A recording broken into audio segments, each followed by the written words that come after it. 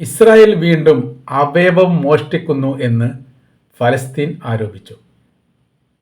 ബന്ദിമോചനവുമായി ബന്ധപ്പെട്ട് വിട്ടു നൽകിയിരിക്കുന്ന ഫലസ്തീനികളുടെ മൃതദേഹത്തിൽ നിന്നാണ് അവയവങ്ങൾ കാണാതായിരിക്കുന്നത്. മാത്രവുമല്ല, അവരെ കൃത്യമായ രീതിയിൽ മനസ്സിലാകാൻ പറ്റാത്ത വിധമാണ് പല മൃതദേഹങ്ങളുടെയും ശരീര അവസ്ഥകൾ ഉള്ളത് എന്നും ഫലസ്തീൻ ആരോപിക്കുകയാണ്. വിട്ടു നൽകപ്പെട്ട മൃതദേഹങ്ങളിൽ നിന്ന് അവർ നടത്തിയ പരിശോധനയിലാണ് അവയവം മോഷ്ടിക്കപ്പെട്ട വിവരങ്ങൾ പുറത്തു വന്നത്. മുൻപ് തന്നെ ഈ വിഷയം വളരെ ഗൗരവത്തോടു കൂടി ഫലസ്തീൻ ലോകത്തോട് പറഞ്ഞിരിക്കുന്ന കാര്യമാണ്. ഫലസ്തീനെ അറസ്റ്റ് ചെയ്ത് കൊണ്ടുപോയി വെടിവെച്ച് കൊന്ന് മൃതദേഹത്തിൽ നിന്ന് അവയവങ്ങൾ മോഷ്ടിക്കുന്ന പ്രവൃത്തി നിരന്തരം അവർ ചെയ്യാറുണ്ട് എന്ന തരത്തിലായിരുന്നു ഫലസ്തീൻ്റെ പരാതി. 2009-10 കാലഘട്ടങ്ങളിൽ സമാനമായിരിക്കുന്ന സ്ഥിതി ഉണ്ടായപ്പോൾ ഫലസ്തീൻ അത് പരാതി പറയുകയും പരാതിയുടെ അടിസ്ഥാനത്തിൽ ഇസ്രായേൽ സർക്കാർ അത് അന്വേഷിക്കുകയും ചെയ്തു.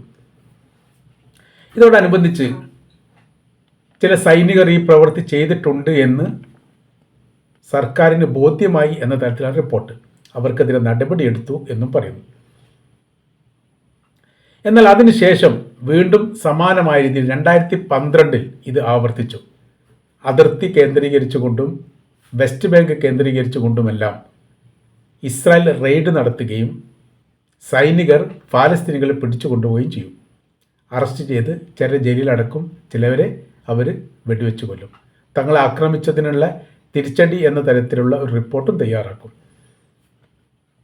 അപ്പോൾ അങ്ങനെ വരുന്ന സമയത്ത് അവരുടെ മൃതദേഹം തിരിച്ചു നൽകുന്നതുമായി ബന്ധപ്പെട്ട കരാർ വ്യവസ്ഥ ലോകാടിസ്ഥാനത്തിൽ അല്ലെങ്കിൽ ലോകത്തിലെ മധ്യസ്ഥർ ചർച്ചയുടെ അടിസ്ഥാനത്തിൽ ഉണ്ടാക്കിയിട്ട് ഇവിടെ പിടിക്കപ്പെട്ട ഇസ്രായേൽ സൈനികർക്ക് പകരമായി അങ്ങോട്ടും ഇങ്ങോട്ടും കൈമാറ്റം ചെയ്യുന്ന പ്രവൃത്തി മുൻപേ ഉള്ളതാണ്.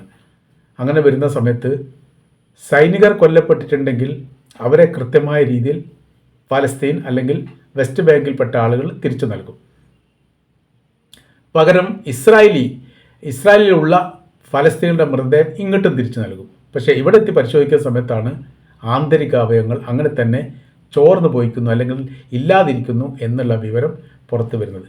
അവയവ മാഫിയ സജീവമായ രീതിയിൽ ഇസ്രായേലി സൈനികരോടൊപ്പം ചേർന്നുകൊണ്ട് പ്രവർത്തിക്കുന്നുണ്ട് എന്ന് ആ കാലഘട്ടത്തിലൊക്കെ അന്താരാഷ്ട്ര മീഡിയകളൊക്കെ റിപ്പോർട്ട് ചെയ്തിരുന്നു. ഇതേക്കുറിച്ച് അന്വേഷിക്കണമെന്ന് പറഞ്ഞിട്ട് UN സഭയിൽ പോലും ഈ വിഷയവുമായിട്ട് ബന്ധപ്പെട്ട് പരാതി എത്തിയതാണ്. എന്നാൽ ഇസ്രായേൽ പറയുന്ന കാര്യം കൃത്യമായിരിക്കുന്ന തെളിവ് ഹാജരാക്കാൻ കഴിയുന്നില്ല ഫലസ്തീന്. അതുകൊണ്ടാണ് അന്വേഷണം രൂപത്തിലെത്താൻ വേണ്ടി സാധിക്കാത്തത്. ഫലസ്തീൻ പറയുന്ന മറുപടി, മരണപ്പെട്ട വ്യക്തി ഒരിക്കലും തെളിവ് ഹാജരാക്കില്ലല്ലോ, അവരെ നിങ്ങൾ കൊന്നു കഴിഞ്ഞു. പിന്നീട് തെളിവ് പറയേണ്ടത് അവരുടെ ബന്ധുക്കളാണ്. അവരുടെ ബന്ധുക്കൾ തെളിവ് പറയുന്നുണ്ട് അവരുടെ ശരീരത്തിൽ ആന്തരികാവയവങ്ങൾ ഇല്ല എന്നുള്ളത്. അതിനപ്പുറം തെളിവ് എന്താണ് എന്നുള്ള വിവരമാണ് ഫലസ്തീൻ മറുപടിയായിട്ട് പറയുന്നത്. അതിന് ഇസ്രായേലിൻ്റെ ഭാഗത്ത് തിരിച്ച് മറുപടിയൊന്നും ഉണ്ടാവാറില്ല. അതങ്ങനെ തന്നെ അവരൊരു ചെവി കേട്ട് മറ്റേ ചെവിയിലൂടെ വിട്ട് കളയുന്ന രീതിയാണ്. ഇപ്പോഴത്തെ വലിയ വിഷയമെന്ന് പറയുന്നത് 735 ഫലസ്തീനികളുടെ മൃതദേഹം ഇസ്രായേലിൻ്റെ കൈവശത്തിലുണ്ട് എന്നുള്ളതാണ്. അത് 2023 ഒക്ടോബർ 7 ശേഷം പിടിക്കപ്പെടുകയും പിന്നീട് വെടിവെച്ച് കൊല്ലുകയോ മരണപ്പെടുകയോ, അവരുടെ ഭാഷയിൽ പറഞ്ഞാൽ മരണപ്പെട്ടു എന്നാണ്, ഈ പാലസ്തീൻ്റെ ഭാഷയിൽ പറഞ്ഞാൽ അവരെ മൃഗീയമായി കൊലപ്പെടുത്തി എന്നുള്ളതാണ്. അത്തരം ആളുകൾ ഇനി കൈമാറ്റം ചെയ്യപ്പെടേണ്ട വ്യക്തികളാണ്. അവരുടെ കൈമാറ്റവുമായിട്ട് ബന്ധപ്പെട്ട് ഇപ്പോൾ വലിയ ചർച്ചാ കാര്യങ്ങളൊക്കെ നടക്കുന്നുണ്ട്. കാര്യം ഹമാസിൻ്റെ കൈവശത്തിൽ ഏകദേശം 28ഓളം ബന്ദികളുടെ മൃതദേഹമുണ്ട്. അതിൽ 9 പേരെയാണ് നിലവിൽ മോചിപ്പിക്കപ്പെട്ടത്. അങ്ങനെ പറയുന്ന സമയത്ത് 19 എണ്ണം ഇപ്പോഴും ബാക്കിയാണ്. അവരെ തിരിച്ചു നൽകുന്നതുമായിട്ട് ബന്ധപ്പെട്ട് കുറേ സാങ്കേതിക വിഷയങ്ങളുണ്ട്. കാര്യം അവർ സൂക്ഷിക്കപ്പെട്ട മേഖല തകർത്തിട്ടുണ്ട് ഇസ്രായേൽ. അത് കൃത്യമായ രീതിയിൽ അവർ പരിശോധിച്ചിട്ട് ബോഡി തിരിച്ചെത്താൻ സമയമെടുക്കും. അതിന് ആ മേഖല ആദ്യത്തെ രൂപത്തിൽ പുനഃസൃഷ്ടിക്കാൻ ഒരുപാട് സമയം വേണമെന്നുള്ളതും യന്ത്രസാമഗ്രികളുടെ ഉപയോഗം ഇവിടെ ആവശ്യമാണ്.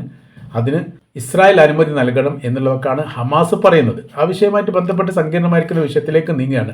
ഇപ്പോൾ ഫലസ്തീൻ്റെ പേടി ഇതാണ്, ഇത്രയും മൃതദേഹങ്ങളിൽ നിന്ന് ആന്തരികാവയവങ്ങൾ കവർന്നെടുക്കാനുള്ള സാധ്യത വളരെ കൂടുതലാണ്. ഈ മാഫിയ അവയവ മാഫിയ എന്ന് പറയുന്നത് 24-30, അതായത് യുവാക്കന്മാരായിരിക്കുന്ന യുവാക്കന്മാരായിരിക്കുന്ന ആളുകളിൽ നിന്നാണ് ഏറ്റവും കൂടുതൽ ഈ അവയവങ്ങൾ മോഷണം പോകുന്നത്.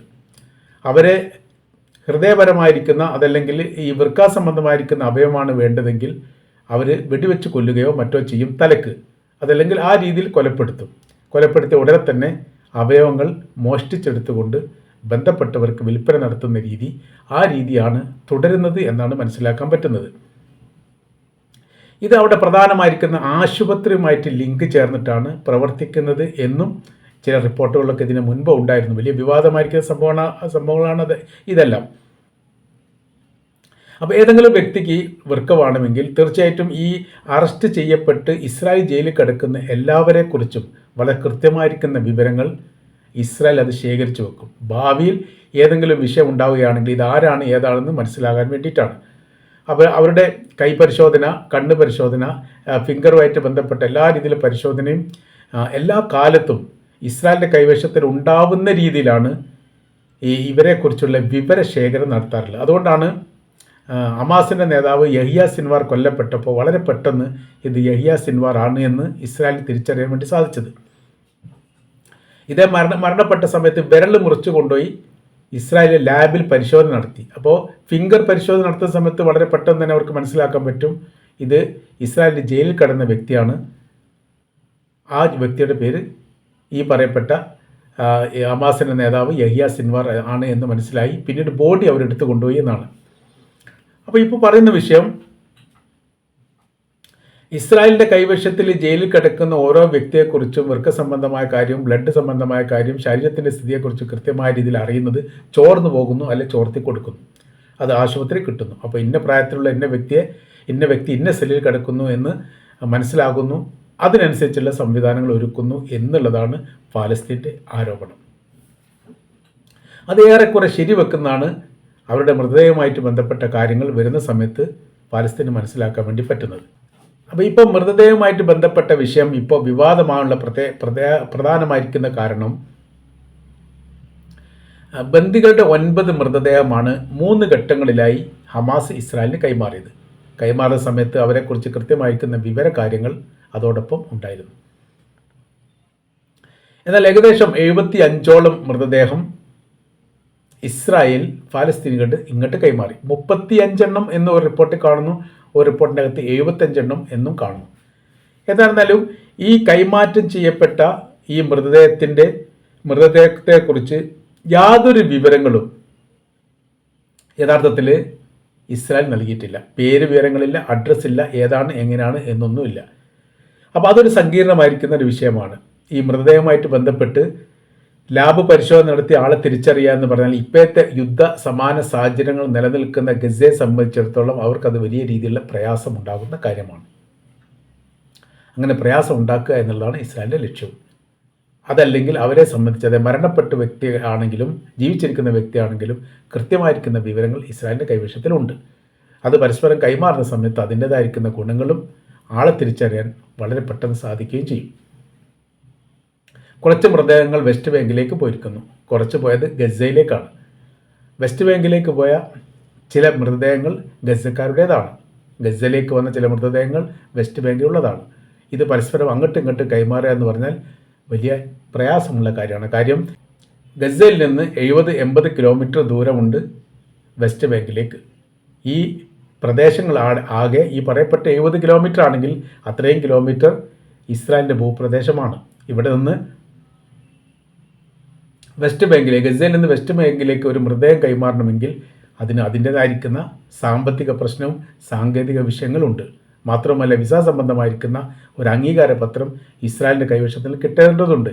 അവർ നൽകുന്നില്ലെങ്കിൽ അവിടെ എത്തിക്കാൻ വലിയ പ്രയാസം ഉണ്ടാവും. ഇപ്പോഴത്തെ സാഹചര്യത്തിൽ നൽകാൻ വലിയ പ്രയാസമാണ്. ഈ രീതിയിലാണ് ഇപ്പോഴത്തെ ഇസ്രായേലുമായിട്ട് ബന്ധപ്പെട്ട വിഷയങ്ങൾ പോകുന്നത് എന്നത് അന്താരാഷ്ട്ര തലത്തിൽ ഇപ്പോൾ വലിയ ചർച്ചയായിട്ട് വന്നിരിക്കുകയാണ്. മൃതദേഹത്തിൽ നിന്ന് അവയവങ്ങൾ മോഷ്ടിക്കപ്പെടുന്ന ഒരു പ്രവർത്തനം ഇസ്രായേൽ ഇപ്പോഴും അനുസ്യൂതം തുടരുന്നു എന്നുള്ളതാണ് ചില പത്രങ്ങൾ ഇതിന് പ്രാധാന്യമായിരിക്കുന്ന റിപ്പോർട്ടായിട്ട് തന്നെ കൊടുത്തിരിക്കുന്നത്. അപ്പോൾ ഇത് ഒരു അവയവ മാഫിയ സംവിധാനം അല്ലെങ്കിൽ അങ്ങനത്തെ ഒരു സംഘം പ്രവർത്തിക്കുന്നുണ്ട് എന്നുള്ളതാണ്. പല ഘട്ടങ്ങളിലും പാലസ്തീനികളെ കാണാതാവുന്ന റിപ്പോർട്ട് പുറത്തു വരാറുണ്ട്. വെസ്റ്റ് ബാങ്കിൽ ഈ ജൂത കുടിയേറ്റവുമായിട്ട് ബന്ധപ്പെട്ട് പല ഘട്ടങ്ങളിലും 4 ഫലസ്തീനികളെ അല്ലെ 8 ഫലസ്തീനികളെ കാണുന്നില്ല എന്നുള്ളതാണ്. ഇത് അറസ്റ്റ് ചെയ്ത് കൊണ്ടുപോയാലും മറ്റെന്തെങ്കിലും സംഭവം നടന്നാലും ഇസ്രായേലിനെ സംബന്ധിച്ചിടത്തോളം അവരത് സ്ഥിരീകരിക്കില്ല. തങ്ങളുടെ കൈവശത്തിലില്ല എന്ന് പറഞ്ഞാൽ പിന്നീട് ഇത് അന്വേഷിക്കേണ്ടതും ഇസ്രായേൽ തന്നെയാണ്. പരാതി കൊടുക്കുന്നു എന്നല്ലാതെ അന്വേഷണങ്ങൾ സാധാരണഗതിയിൽ നടക്കാറില്ല. അതിൻ്റെ ഒരു പ്രയാസം ഫലസ്തീനികളും അനുഭവിക്കുന്നു. പല ഘട്ടങ്ങളിലും കാണാതായവരെ കുറിച്ചുള്ള വിവരങ്ങൾ പല ഘട്ടങ്ങളിലും പുറത്തു വരാറുണ്ട്. അപൂർവമായിട്ട് മൃതദേഹം കണ്ടെത്തിയെന്ന് പറയാറുണ്ട്. പലതും മൃതദേഹമുണ്ടോ ആളുണ്ടോ എന്ന തിരിച്ചറിവ് ഉണ്ടാവാറില്ല. ഇത്രയൊക്കെ സങ്കീർണമായിരിക്കുന്ന വിഷയമാണ് ഇപ്പോൾ ഇസ്രായേൽ ഫലസ്തീൻ ഉണ്ടാക്കിക്കൊണ്ടിരിക്കുന്നത്. UN സഭയിലടക്കം ഈ വിഷയങ്ങൾ ഉന്നയിക്കാൻ വേണ്ടി പലസ്തീൻ തീരുമാനിച്ചിട്ടുണ്ട്. മധ്യസ്ഥരായിരിക്കുന്ന ഖത്തറിനോടും ഈജിപ്തിനോടും ഈ ഒരു സ്ഥിതി, ഈ സാഹചര്യങ്ങളും അവസ്ഥകളും ഹമാസിൻ്റെ ഭാഗത്തുനിന്ന് പറഞ്ഞിട്ടുണ്ട് എന്നുള്ള വിവരം പുറത്തു വരുന്നു. അപ്പോൾ ഗസയും വെസ്റ്റ് ബാങ്കും തുല്യ രീതിയിലാണ് ഇസ്രായേലിൻ്റെ ഈ ക്രൂരമായിരിക്കുന്ന പ്രവൃത്തി അനുഭവിക്കുന്നത് എന്ന് ചുരുക്കം. അപ്പോൾ ഈ വൃക്ക സംബന്ധമായിരിക്കുന്ന കാര്യങ്ങളൊക്കെ വിൽപ്പന നടത്തുന്നു എന്നുള്ളതാണ് ഏറ്റവും വലിയ പ്രത്യേകത. അപ്പോൾ അത് ഈ ഹോസ്പിറ്റലും ഈ സൈനികരും ജയിൽ വാർഡന്മാർ, ജയിൽ അധികൃതരും ഒരുമിച്ച് കൊണ്ടുള്ള ഒരു സംഘം തന്നെ അവിടെ പ്രവർത്തിക്കുന്നുണ്ട്. ഇത് ഇസ്രായേൽ സർക്കാരിന് കൃത്യമായ രീതിയിൽ അറിയാവുന്നതാണ്. മാത്രവുമല്ല അവർക്കിങ്ങനെ ഈ പ്രവൃത്തി ചെയ്യുന്നതുകൊണ്ട് വലിയ പ്രശ്നവുമില്ല, അല്ലെങ്കിൽ അവർക്ക് എന്തെങ്കിലും ബന്ധങ്ങൾ ഉണ്ടാവാൻ സാധ്യതയും വിലയിരുത്തുന്നു. ഏതായിരുന്നാലും 735 ഫലസ്തീൻകളുടെ മൃതദേഹത്തിൽ ഏകദേശം 45 മുതൽ 75 വരെ കുട്ടികളുടേതാണ്, ചെറിയ കുട്ടികളുടെ മൃതദേഹമാണ്. അവരുടേതിൽ നിന്നും മോഷണം പോകാൻ സാധ്യതയുണ്ട് എന്നുള്ളതാണ് യഥാർത്ഥത്തിൽ ലോകത്തെ ആശങ്കയിലാക്കിയിരിക്കുന്ന കാര്യം.